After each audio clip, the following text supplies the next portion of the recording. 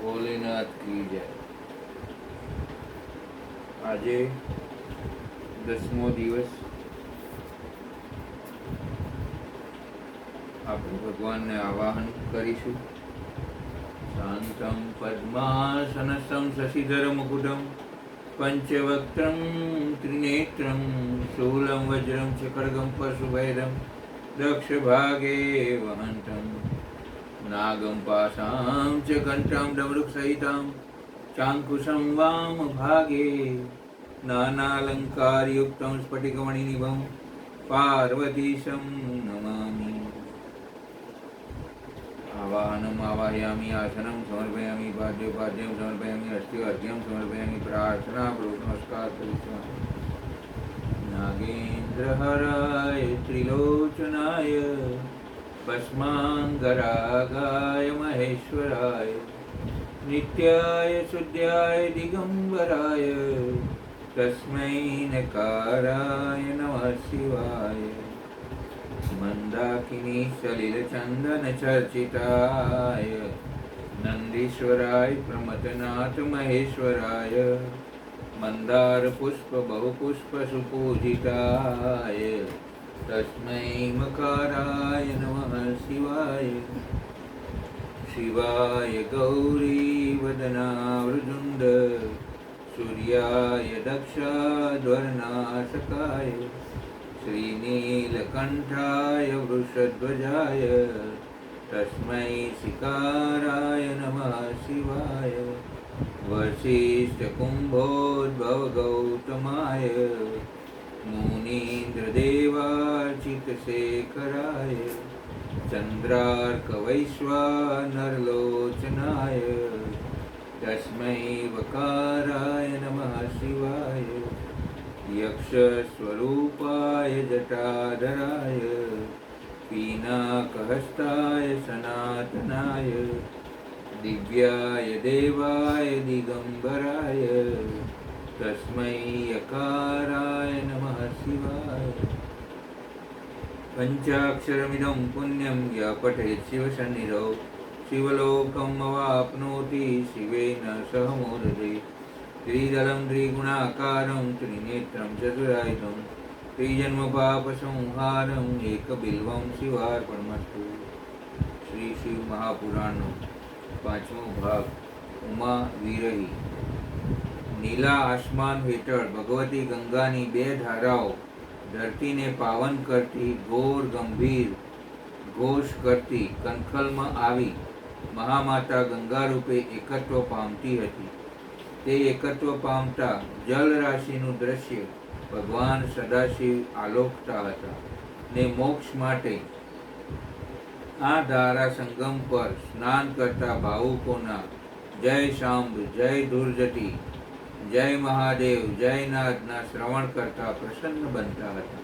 ભગવાન વિષ્ણુ ગરુડ પર બ્રહ્મા હંસ પર નિકટ જ ચાલતા હતા।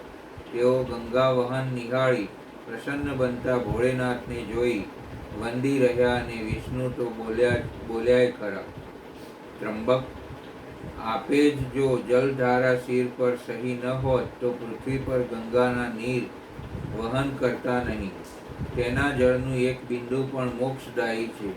અરે ગંગાનો ઉચ્ચાર પણ મન બુદ્ધિને પવિત્ર કરનાર છે અને પતિત પાવની નહીં। બ્રહ્મા બોલ્યા, હા, પતિત પાવન સર્વાર અંતર્યામી ભગવાન મહાદેવનો સ્પર્શ પામી અવનીને ઓટલે વહેનાર ગંગા પતિતોને પાવન કરનાર કેમ ન હોય। આવી ભૂમિમાં યજ્ઞ થયો તે સારું કર્યું। મહાદેવ બોલ્યા, કારણ કે સઘળા તીર્થો કરનારે છેવટે અહીં આવી સ્નાન કરવું જ જોઈએ, તેનાથી મુક્તિ પ્રાપ્ત થાય છે। વિષ્ણુ બોલ્યા, મહારાજ, આ યજ્ઞ ભૂમિને આ વિધ્વંસિત યજ્ઞ બ્રહ્માએ વેર વિખેર યજ્ઞશાળા બતાવીને કર્યું। વૃષભનાથ, જુઓ, ત્યાં મેદાનમાં જે મુનિઓના દેવોના માથા વાળ ખેંચી નાખેલ તેઓ પડ્યા છે, જેમના હાથ પગ નાક કાન કપાયા છે, આંખો ગઈ છે, તેઓ સૌ કણસતા પડ્યા છે। વિષ્ણુએ આર્જીવતા યુક્ત સ્વરે કહ્યું, પેલા ભગુ બ્રાહ્મણ ત્યાં રહ્યા તે પૂષા દેવ. અહીં ભગવતી ઉમાએ આત્મવિલોપન કર્યું. ઉમાનું નામ પડતા જ મહાદેવ નંદી પરથી નીચે ઉતરી તે ધરતી પર ઊભા રહ્યા. એક પળ આંખો મીચી ગયા ને ઉમાને સ્મર્યા. પતિના ગૌરવ, હક અને આદર પ્રાપ્તિ માટે પતિના સુખ સારું આ અવનિ પરથી આત્મવિલોપન કરનાર દેવી ઉમાની સ્મૃતિએ ભગવાન સદાશિવ કરુણાર્દ્ર બની ઉઠ્યા. દેવી ઉમાએ કહ્યું, આત્મવિલોપન કર્યું હતું ને? હા દેવેશ્વર. આત્મવિલોપન કરતા પહેલા એ શું બોલ્યા હતા? એમણે દક્ષને કહ્યું હતું, ભોળાનાથ, કે આપે પરમ મંગલકારી ભગવાન શિવને આ યજ્ઞમાં કેમ ના બોલાવે, જેના દ્વારા આ ચરાચર જગત પવિત્ર થાય છે, જે સ્વયં જ યજ્ઞવેત્તાઓમાં શ્રેષ્ઠ, યજ્ઞના અંગ, યજ્ઞની દક્ષિણા અને યજ્ઞ કરતા યજમાન છે. એ ભગવાન શિવ વિના યજ્ઞની સિદ્ધિ કેમ થઈ શકશે? ભગવાન વિષ્ણુએ વિદિત કરી. પછી કમલ જેવા કરુણાર્દ્ર વિશાળ નયનો સંપૂર્ણ ઉગાડી મહાદેવે આગળ પૃચ્છા આદરી. દેવેશ, પછી કર્મકાંડને શ્રેષ્ઠ માનનાર મૂળ દક્ષે આપની નિંદા કરી અને મહાદેવી બોલ્યા, યો નિંદતી મહાદેવમ નિંદ્યમાનમ શ્રોણિત્યા તાવુ ભૌ નરકવાતો યાવચ્ચંદ્ર દિવાકરો.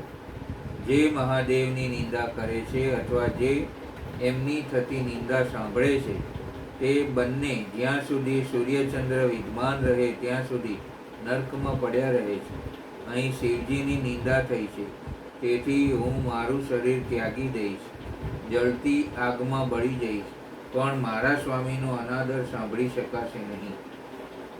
અને પછી આત્મવિલોપન કઈ રીતે કર્યું? આ પૂર્વોક્ત કથન સંપૂર્ણ કરી દેવી કેટલી વાર મૂક રહ્યા પછી એકાએક શાંત ચિત્ત બની એકદમ ઉત્તર દિશામાં ભૂમિ પર બેસી ગયા. તેમણે વિધિપૂર્વક જળનું આચમન કરી વસ્ત્ર ઓઢી લીધું અને પવિત્ર ભાવથી આંખો બંધ કરી ચિંતન કરતા યોગ માર્ગમાં સ્થિત થઈ આસનને સ્થિર કરી પ્રાણાયામ દ્વારા પ્રાણ અને અપાનને એકરૂપ કરી નાભિચક્રમાં સ્થિત કર્યા. પછી ઉદાન વાયુને બળપૂર્વક નાભિચક્રની ઉપર ઉઠાવી બુદ્ધિની સાથે હૃદયમાં સ્થાપિત કર્યું. તે પછી આ હૃદય સ્થિત વાયુને કંઠ માર્ગેથી ભ્રુકુટીઓની વચ્ચે લઈ ગયા. એ પછી પોતાના શરીરને ત્યગવાની ઈચ્છાથી મહાદેવીએ પોતાના બધા અંગોમાં યોગ માર્ગ અનુસાર વાયુ અને અગ્નિની ધારણા કરી. તે પછી આપના ચરણોનું ધ્યાન ધરી સતીએ અન્ય બધી વસ્તુઓનું ધ્યાન વિસરી દીધું. તેમનું ચિત્ત યોગ માર્ગમાં સ્થિત થઈ ગયું. આપના સિવાય એમને અન્ય કશું જ નજરે દેખાતું ન હતું. આ અવસ્થામાં તેઓ જમીન પર પડી ગયા અને તેમની ઈચ્છા અનુસાર યોગાગ્નિ જલાવી ભસ્મસાત બની રહ્યા. ત્યારે સૌએ હાહાકાર કર્યો. ભગવાન વિષ્ણુએ વિગત સહ આત્મવિલોપનની ગાથા કરી. સાંભળતા સાંભળતા પિનાક પાણી કરુણાર્ધ બની ગયા. પણ તેમણે આપેલ નવસર્જનના વરદાનથી કોપે ન ભરાયા ને વૃષભને તજી પગપાળા યજ્ઞ સ્થાનમાં ઘૂમવા લાગ્યા. ત્યાં દક્ષ પત્ની અને તેમની પુત્રીઓએ અન્ય પરિવાર સાથે આવી મહાદેવને નમસ્કાર કર્યા. દક્ષ પત્ની બોલ્યા, મહારાજ, મારી પુત્રીનું નિધન થયું છે. એમની ઈચ્છાથી કૈલાસપતિએ દક્ષ પત્નીને જવાબ વાળ્યો, એ અમારો અપરાધ છે. મહાદેવે તે ક્ષંતવ્ય ગણ્યો છે. બ્રહ્માજી વચમાં જ કહ્યું, તો હવે ભગવાન સદાશિવ અનુગ્રહ કરી મારા સ્વામીને જીવતદાન આપે. એમની દયામય દ્રષ્ટિ માત્રથી તેઓ પુનર્જીવિત થશે. વીરભદ્ર દક્ષ પત્નીની વાત પૂરી થતાં જ ભગવાન શિવ બોલ્યા, આજ્ઞા મહારાજ, દક્ષ પ્રજાપતિનું ધડ લઈ આવો. વીજળી જેવી ગતિએ વીરભદ્ર ગયા અને દક્ષનું ધડ લઈ મહાદેવ સમક્ષ મૂક્યું. આ એમનું ધડ દેવેશ. એમનું માથું ક્યાં? એ તો મેં એ જ સમયે કાપી યજ્ઞકુંડમાં હોમી દીધું હતું. હવે યજ્ઞ પશુ બકરાનું માથું લઈ આવો. વીરભદ્રે જઈ બકરાનું માથું લાવી શિવજી પાસે મૂક્યું. મહાદેવે તે બકરાનું માથું દક્ષના ધડ સાથે જોડી દેતા જ દક્ષ પ્રજાપતિ જાણે ઊંઘમાંથી જાગ્યા હોય તેમ ઉઠી બેઠા થયા. અને સામે જ ત્રિભુવન સ્વામી મંગલમૂર્તિ ભગવાન શંકરને ઊભેલા જોઈ 2 હાથ જોડી નમીને બોલ્યા, પરમેશ્વર, આપે બ્રહ્મા બની બધાથી પહેલા આત્મતત્વનું જ્ઞાન પ્રાપ્ત કરવા સારું આપના મુખમાંથી વિદ્યા, તપ અને વ્રત ધારણ કરવાવાળા બ્રાહ્મણોને ઉત્પન્ન કરે. જેમ ગોવાળ લાઠી લઈ ગાયોની રક્ષા કરે છે, તેમ મર્યાદાનું પાલન કરવાવાળા આપ પરમેશ્વર દંડ ધારણ કરી સાધુ બ્રાહ્મણોની બધી વિપત્તિઓથી રક્ષા કરો છો. મેં દુર્વચન રૂપ બાણોથી આપને વિંધી નાખ્યા, છતાં આપ મારા પર અનુગ્રહ કરવા અહીં આવી પહોંચ્યા છો. આપને પ્રસન્ન કરવા મારામાં કોઈ ગુણ નથી. આપ સર્વવિધ ઐશ્વર્યથી સંપન્ન પરાત્પર પરમાત્મા છો. તેથી આપના જ બહુમૂલ્ય ઉદારતાપૂર્ણ વર્તાવથી મારા પર સંતુષ્ટ રહો. તે પછી બ્રહ્મા અને વિષ્ણુએ આ અનુગ્રહ બદલ શિવજીની સ્તુતિ કરી. દેવેશ, હવે મારી પુત્રી ઉમાને સજીવન કરો. દક્ષ પત્નીને 2 હાથ જોડી શિવજીને વિનંતી કરી. ઉમાના સ્મરણ માત્રથી વળી શિવજી વિહવળ બની ઉઠ્યા. તેમની આંખોમાં ઉદાસીનતા પ્રગટી ઉઠી. હા ભગવાન, મારા પતિને સજીવન કરવા જેમ અનુગ્રહ કર્યો તેમ મારી પુત્રીને જીવતદાન દો. આપ સમર્થ છો.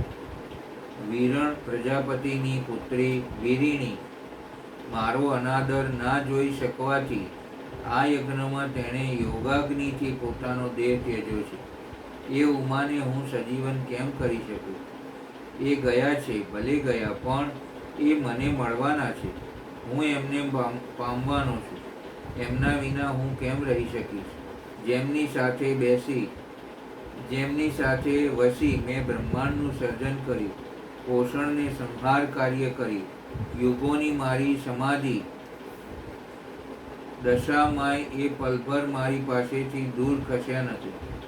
મારા દેહની ભાળ રાખી નિર્વિકાર રહી યુગો વિતાવ્યા છે. એ ઉમા મને મૂકી ક્યાંય જવાના નથી.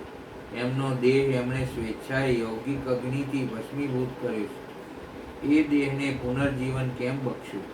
ના, એ દેહે જીવવા એમની ઈચ્છા જ નહીં હોય. હવે પુનર્જન્મ લઈને મને મળશે જ. વીરિણી, જ્યાં સુધી ઉમા નવા દેહે નવા અવતારે મને સાંપડશે નહીં, ત્યાં સુધી હું અખિલ બ્રહ્માંડ ભૂમીશ. મને તેમનો વિયોગ સહ્ય નહીં બને. શ્રી ભગવાન સદાશિવે આપ સામે મીટ માંડી, જાણે ત્યાં વસ્ત્રોને આભૂષણો યુક્ત દેવી ઉમા વિરહી રહ્યા હો.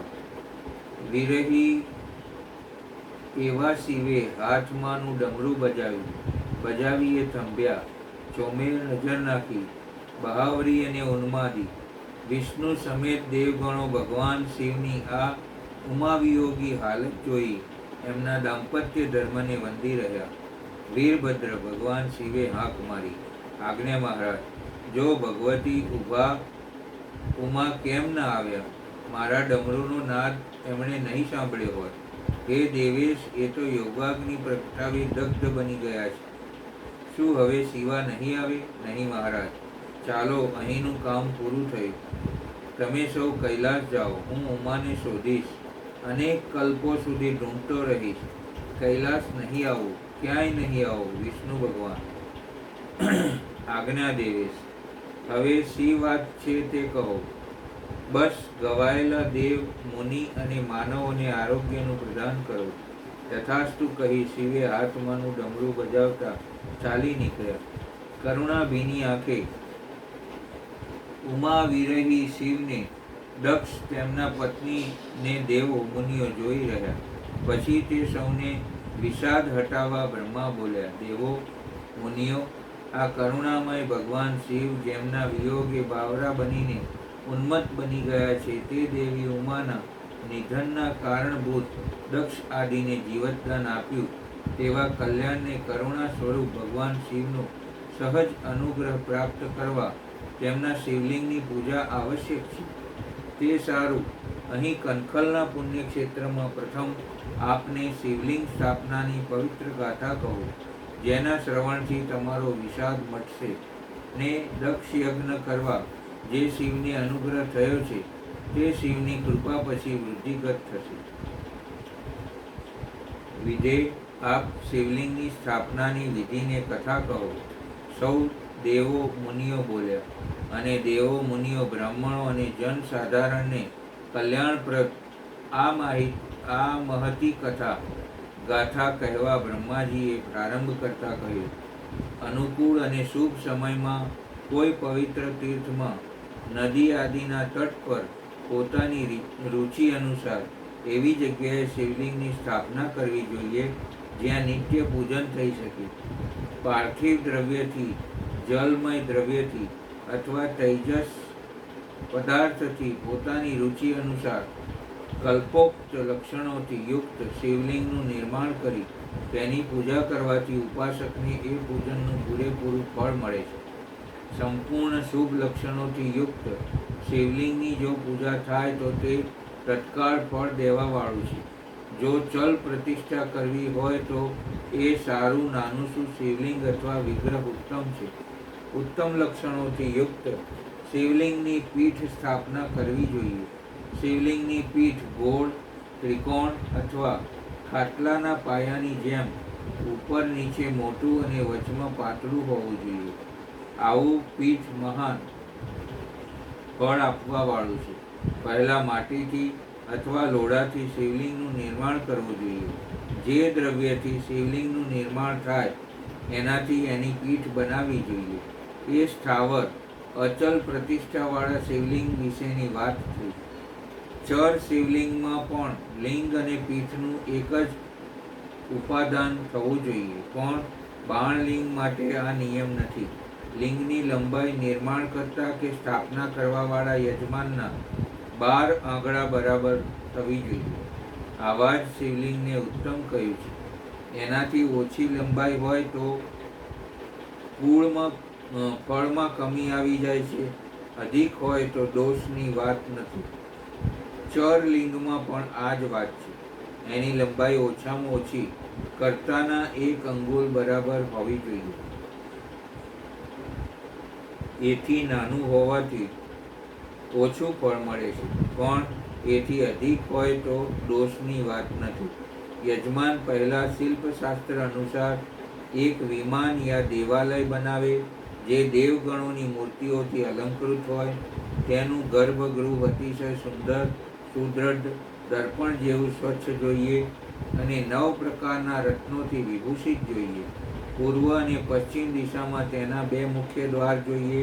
જ્યાં શિવલિંગની સ્થાપના કરવાની હોય તે સ્થાનમાં નીલમ, લાલ, વૈદુર્ય, શ્યામ, મરકત, મોતી, મૂંગા, ગોમદે અને હીરા આ 9 રત્નોના તથા અન્ય મહત્વપૂર્ણ દ્રવ્યોને વૈદિક મંત્રોની સાથે છોડવા, સદ્યોજાત આદિ 5 વૈદિક મંત્રો દ્વારા શિવલિંગનું 5 સ્થાનોમાં ક્રમશઃ પૂજન કરી અગ્નિમાં હવિષ્યાની અનેક આહુતિઓ દઈ પરિવાર સહિત પૂજા કરી ગુરુ સ્વરૂપ આચાર્યને ધનથી તથા ભાઈ બંધુઓને મન ચાહી વસ્તુઓથી સંતુષ્ટ કરવા, યાચકોને જળ, સોનું, ઘર ને ભૂ સંપત્તિ તથા ચૈતન્ય, ગાય આદિ વૈભવનું પ્રદાન કરવું, સ્થાવર જંગમ બધા જીવોને યત્નપૂર્વક સંતુષ્ટ કરી એક ગુફામાં સોનું તથા 9 પ્રકારના રત્નો ભરી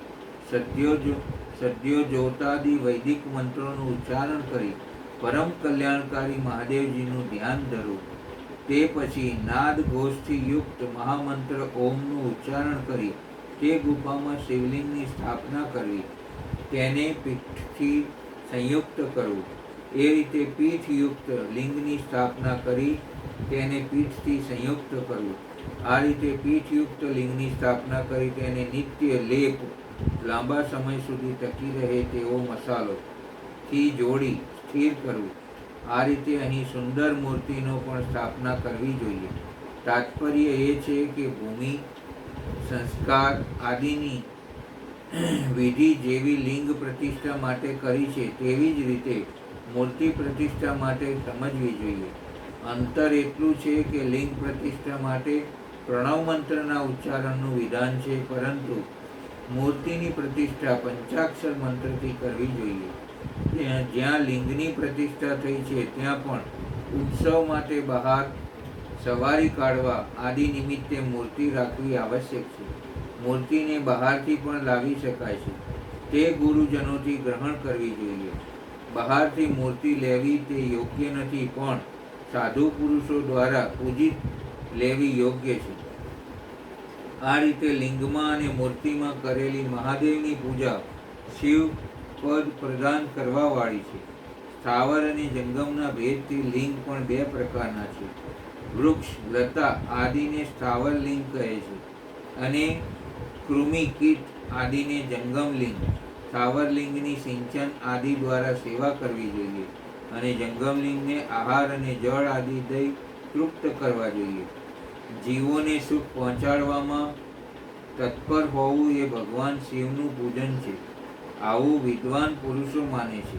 આથી ચરાચર જીવોથી જ ભગવાન શંકરનું સ્વરૂપ પ્રતીક માની તેની પૂજા કરવી જોઈએ. આ રીતે મહાલિંગની સ્થાપના કરી વિવિધ ઉપચારો દ્વારા તેનું પૂજન કરવું જોઈએ. પોતાની શક્તિ અનુસાર નિત્ય પૂજા કરવી જોઈએ તથા દેવાલયની પાસે ધ્વજારોપણ આદિ કરવા જોઈએ. શિવલિંગ સાક્ષાત શિવનું પદ પ્રદાતા છે. ચરલિંગનું ષોડશોપચાર દ્વારા યથાવિધિથી ક્રમશઃ પૂજન કરવું જોઈએ. આ પૂજન શિવ પદના પ્રદાતા છે. આવાહન, આસન, અર્ઘ્ય, પાદ્ય, પદ્માંગ, આચમન, અભ્યંગપૂર્વક સ્નાન, વસ્ત્ર અને યજ્ઞોપવિત, ગંધ, પુષ્પ, ધૂપ, દીપ, નૈવેદ્ય, તાંબૂલ, સમર્પણ, નિરાજન, નમસ્કાર અને વિસર્જન આ 16 ઉપચારો છે. અથવા અર્ઘ્યથી લઈ નૈવેદ્ય સુધી વિધિવત પૂજન કરવું. અભિષેક, નૈવેદ્ય, નમસ્કાર અને તર્પણ આ બધા યથાશક્તિ નિત્ય કરવા જોઈએ. આ રીતે કરેલી શિવ પૂજન શિવપદની પ્રાપ્તિ કરાવવા વાળું છે. કોઈ મનુષ્ય દ્વારા સ્થાપિત શિવલિંગમાં આપોઆપ પ્રગટ થયેલ સ્વયંભૂ શિવલિંગમાં, ઋષિઓ દ્વારા સ્થાપિત શિવલિંગમાં, દેવતાઓ સ્થાપિત શિવલિંગમાં તથા પોતાના દ્વારા નૂતન શિવલિંગમાં પણ ઉપચાર સમર્પણ પૂર્વક પૂજન કરવાથી યા પૂજનની સામગ્રી દેવાથી પણ મનુષ્ય ઉપર જે કહ્યું તે પ્રકારનું ફળ મળે. ક્રમશઃ પરિક્રમા અને નમસ્કાર કરવાથી પણ શિવલિંગ શિવપદની પ્રાપ્તિ કરાવે છે. જો નિયમપૂર્વક શિવલિંગનું દર્શન માત્ર થાય તો પણ તે કલ્યાણપ્રદ છે. માટી, લોટ, ગાયનું છાણ, ફૂલ, કરણના પુષ્પ, ગોળ, માખણ, ભસ્મથી પણ પોતાની રુચિ અનુસાર શિવલિંગ બનાવી તદ અનુસાર તેનું પૂજન કરવું. અથવા પ્રતિદિન 10,000 પ્રણવ મંત્રોના જાપ કરવા અથવા બંને સંધ્યાના સમયે 1,000 પ્રણવનો જપ કરવો. આ ક્રમ પણ શિવપદની પ્રાપ્તિ કરાવવા વાળો છે. જપ સમયે મકરાંત પ્રણવનું ઉચ્ચારણ મનની શુદ્ધિ કરાવવા વાળું છે. સમાધિ અવસ્થામાં માનસિક જપનું વિધાન છે તથા અન્ય બધા સમયે ઉપાંશુ જપ મંત્રાક્ષરો એટલે કે ધીમે બોલાય કે પછી સાંભળી શકે નહીં તે રીતે જ કરવા જોઈએ. નાદ અને બિંદુથી ઓમકારના ઉચ્ચારણને વિદ્વાન પુરુષ સમાન પ્રણવ કહે છે. જો પ્રતિદિન આદરપૂર્વક 10,000 પંચાક્ષર મંત્રનો જપ થાય અથવા બેઉ સંધ્યા સમયે 1,000નો જપ કરાય તો તેને શિવપદની પ્રાપ્તિ કરાવવા વાળો સમજવો જોઈએ. બ્રાહ્મણો માટે આદિમાં પ્રણવથી યુક્ત પંચાક્ષર મંત્ર ઠીક બતાવ્યો છે. કળશથી કરેલ સ્નાન, મંત્રની દીક્ષા, માતૃકાઓનો ન્યાસ, સત્યથી પવિત્ર અંતઃકરણવાળા બ્રાહ્મણ તથા જ્ઞાન ગુરુ બધાને ઉત્તમ માનેલ છે. દ્વિજો નમઃ શિવાય ના ઉચ્ચારણનું વિધાન છે. દ્વિજેતરો માટે અંતમાં નમઃ પદની પ્રયોગની વિધિ છે, અર્થાત તેણે શિવાય નમઃ આ મંત્રનું ઉચ્ચારણ કરવું જોઈએ. સ્ત્રીઓ માટે પણ શિવાય નમઃનો જાપ ઉચિત છે. ઋષિ બ્રાહ્મણની સ્ત્રીઓને માટે નમઃપૂર્વક શિવાયનો જાપ અનિવાર્ય છે. પંચાક્ષર મંત્રનો 5 કરોડનો જપ કરી મનુષ્ય સદાશિવ સમાન બની જાય છે. 1, 2, 3 અથવા 4 કરોડના જપ કરવાથી ક્રમશઃ બ્રહ્મા, વિષ્ણુ, રુદ્ર તથા મહેશ્વરના પદની પ્રાપ્તિ થાય છે. અથવા મંત્રમાં જેટલા અક્ષર છે તેના પૃથક પૃથક 1 લાખ જપ કરે અથવા બધા અક્ષરોને એક સાથે જ જેટલા અક્ષર હોય એટલા લાખ જપ કરે. આ પ્રકારના જપને શિવપદની પ્રાપ્તિ કરાવવાવાળા સમજવા જોઈએ. જો 1000 દિવસોમાં પ્રતિદિન 1000 જપની ક્રમથી પંચાક્ષર મંત્રના 10 લાખ જપ પૂરા થાય અને પ્રતિદિન બ્રાહ્મણ ભોજન કરાવે તો એ મંત્રથી અભિષ્ટ સિદ્ધ થવા મળે છે. બ્રાહ્મણે પ્રતિદિન પ્રાતઃકાળે 1008 વાર ગાયત્રીના જાપ કરવા જોઈએ. આમ કરવાથી ગાયત્રી ક્રમશઃ શિવનું પ્રદાન કરે છે. વેદ મંત્રો તથા વૈદિક સૂક્તોના પણ નિયમિત જપ કરવો જોઈએ. વેદોની પારાયણ પણ શિવની પ્રદાતા છે, આમ સમજવું જોઈએ. અન્યાન્ય ઘણા મંત્રો છે તેના પણ જેટલા અક્ષર હોય એટલા લાખ જપ કરવા જોઈએ. આ રીતે યથાશક્તિ જપ કરે છે તે ક્રમશઃ શિવપદ મોક્ષને પામે છે. પોતાની રુચિ અનુસાર કોઈ એક મંત્રને અપનાવી મૃત્યુ પર્યંત પ્રતિદિન તેનો જપ કરવો જોઈએ.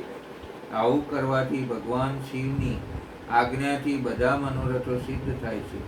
જે મનુષ્ય ભગવાન શિવ માટે ફૂલવાડી યા બગીચા આદિ બનાવે છે તથા શિવના સેવા કાર્ય માટે મંદિરમાં ઝાડ આદિની વ્યવસ્થા કરે છે તે આ પુણ્ય કર્મ કરીને શિવપદને પામે છે.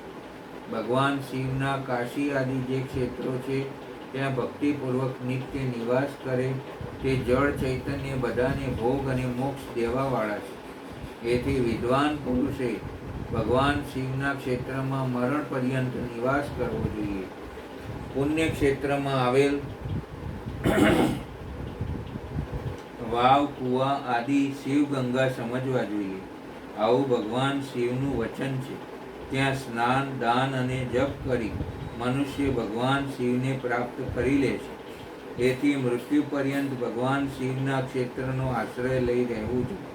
શિવ ક્ષેત્રમાં પોતાના કોઈ મૃત સંબંધીના દહા, માસિક શ્રદ્ધા, પિંડકરણ અથવા વાર્ષિક શ્રાદ્ધ કરે છે અથવા ક્યારેક પણ શિવના ક્ષેત્રમાં પોતાના પિતૃઓને પિંડ દે છે તે તત્કાલ બધા પાપોથી મુક્ત થાય છે અને અંતમાં શિવપદને પામે છે. અથવા શિવ ક્ષેત્રમાં 7, 5, 3 અથવા એક જ રાત નિવાસ કરી રહે. આવું કરવાથી પણ ક્રમશઃ શિવપદની પ્રાપ્તિ થાય છે. પોતપોતાના વર્ણ અનુસાર સદાચારનું પાલન કરવાથી પણ મનુષ્ય શિવપદને પામે છે. વર્ણાનુકૂળ આચરણથી તથા ભક્તિભાવથી તે પોતાના સત્કર્મનું અતિશય ફળ પામે છે. કામનાપૂર્વક કરેલા પોતાના કર્મના અભિષ્ટ ફળને શીઘ્ર પામે છે. નિષ્કામ ભાવથી કરેલા બધા જ કર્મ સાક્ષાત શિવપદના પ્રદાતા છે. દિવસના 3 વિભાગ છે: સવાર, મધ્યાહન અને સાંજ.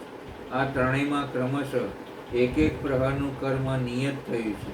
પ્રાતઃકાળને શાસ્ત્ર વિહિત નિત્ય કર્મના અનુષ્ઠાનનો સમય સમજવો. મધ્યાહન સકામ કર્મ માટે ઉપયોગી છે તથા સાયંકાળ શાંતિ કર્મ માટે બરાબર છે. આવું જાણવું જોઈએ. આ જ રીતે રાત્રિમાં પણ સમયનું વિભાજન કરીશું. રાત્રિના 4 પ્રહરમાંથી વચલા 2 પ્રહર છે તે નિશિત કાળ કયો છે. એ કાળમાં કરેલી ભગવાન શિવની પૂજા અભિષ્ટ ફળ દેવાવાળી છે.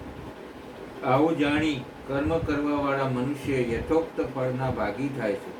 કલયુગમાં કર્મથી જ ફળની સિદ્ધિ મળે છે. પોતપોતાના અધિકાર અનુસાર કહેલા કોઈ પણ કર્મ દ્વારા શિવારાધના કરવાવાળા પુરુષ જો સદાચારી છે અને પાપથી ડરે છે તો તે તેવા કર્મોનું ફળ અવશ્ય પ્રાપ્ત કરી લે છે. હે ભગવાન વિષ્ણુ, દેવો, મુનિગણો, આપ આ કથા શ્રવણ કરી અન્યને કહેજો, જેથી સૌ જીવો શિવલિંગની પૂજાના ભાગી બને, કલ્યાણ પામે.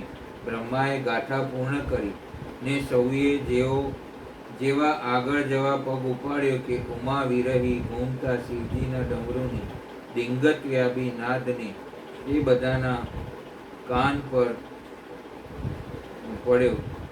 ડિંગત વ્યાપી નાદ એ બધાના કાન પર પડ્યો. ભગવાન વિષ્ણુ બોલ્યા, દેવેશ શિવ ઉમાના વિરહે સ્થિર ક્યાંય નહીં બેસે.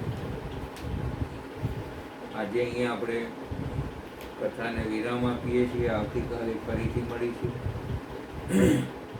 આવતીકાલે છઠ્ઠો ભાગ પાર્વતી વિશે આપણે ચર્ચા કરીશું. ભગવાન ભોલેનાથ કી જય. નમઃ શિવાય. ઓમ નમઃ શિવાય. હર હર ભોલે. નમઃ શિવાય.